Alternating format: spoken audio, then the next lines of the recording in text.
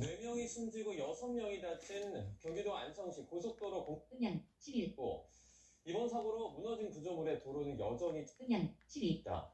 관계당국은 시공사 등을 상대로 사고 원인 조사에 나섰습니다. 현장에 취재기자 연결해서 자세한 내용 알아보겠습니다. 김기수 기자.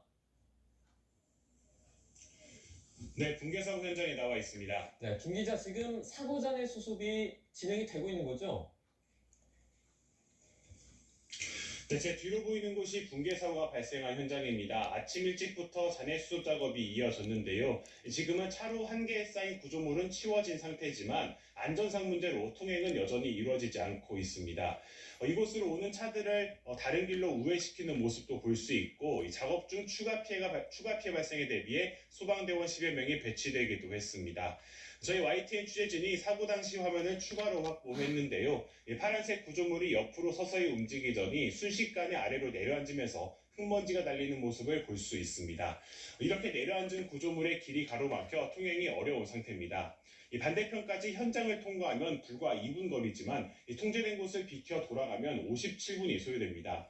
이 도로를 주로 이용하던 주민과 인근 회사 직원들은 큰 불편을 겪을 수밖에 없는 상황인데요. 주민의 말 직접 들어보시죠. 사람이 아무 댕기지 못하고 그러니까 굉장히 불편한 거지. 도로가 굉장히 큰 도로인데 사찰도 있고 그거 굉장히 큰데 장사국하고 다 막이지 뭐.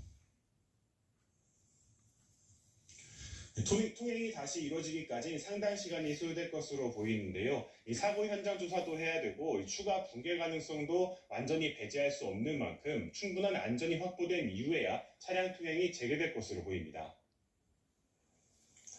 네, 추정되는 사고 원인은 뭔지, 그리고 조사는 어떻게 진행되는지 정리를 좀 해주시죠. 네, 사고는 교각위 상판 빔 설치를 준비하던 과정 중 발생한 것으로 추정됩니다. 이 과정에서 원인을 알 수 없는 힘의 불균형이 생기면서 상판이 줄줄이 무너져 내린 겁니다. 이 공사가 진행 중이어서 빔을 영구 고정이 아니라 기둥 위에 임시로 고정된 상태여서 충격에 더 취약했을 것으로 보고 있습니다.